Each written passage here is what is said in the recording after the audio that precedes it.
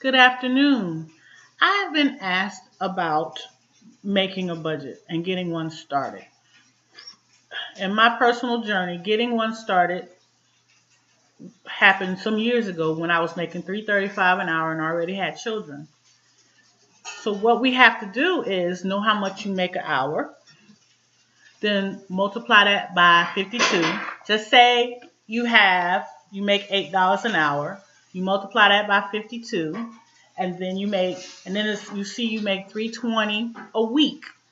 This is before taxes. The purpose of knowing your gross income is for where you're trying to go financially and and what you want to accomplish in life. If you know that $8 an hour is not going to accomplish it, then you need to know what you're actually making. Second of all, once you know how much you make for gross, that's great. Then you can take your paycheck.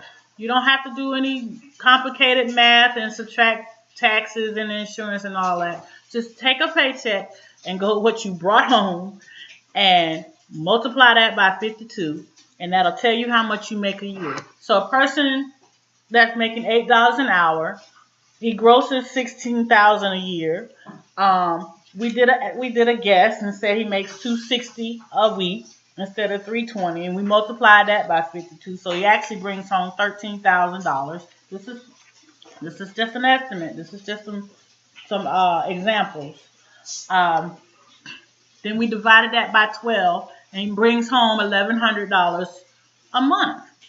Then once you know how much you bring home a month, you make a list of all your expenses from your rent or mortgage, room and board, all the way down to your toothpaste, your food, your lattes, your Starbucks, your McDonald's, your American Deli. You need to know exactly what you're spending. Once you write all of that down, what you spend a month, including gas, bus passes, cigarettes, all of that.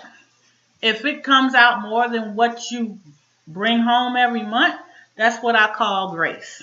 God has given you grace because you had no knowledge that you really was spending. You knew, but you didn't know that you were spending more than you made. So He has been giving you grace through all of that, making ends meet.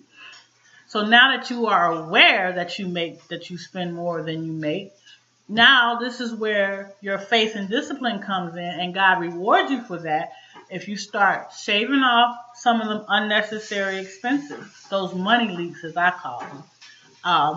Once you start shaving them off, things that are just stuff that you want, you don't need. Like, okay, I need a cup of coffee every morning, but I don't need Starbucks. That's a want. So I have a coffee maker and I have Folgers, and I have me some cool little creamer, some flavored creamer. That's my coffee, and it doesn't cost me $5 a day or more. Um, Secondly, I like American Deli, but I can't eat it every day or every week, so I have to break that down. Uh, We do American Deli every now and then. We try to go out to eat as a couple at least once a month, twice a month if we're lucky. But at first we couldn't do that. We went months on top of months of not being able to go anywhere because we didn't have the money. Once we realized that our expenses was higher than our income, it made no sense to try to go out. That this didn't make any sense. And that's where the discipline comes in at. Thirdly, your grace continues as long as you stay disciplined within your budget, and that's what starting a budget is all about. Um, Next week we'll get into more details on how to break down when you want to pay stuff and how to forecast your budget and stuff like that. Because knowing when you want your bills paid at, at certain times of the month helps a lot. Because unless you make all your money, unless you're on a fixed income and get paid once a month, it really is beneficial if you spread your bills apart and not try to have them all be paid in one time, especially if you're in hospitality or customer service, because you never know if that next check is not going to be enough to pay your bills. So anyway, until next time, have a great day.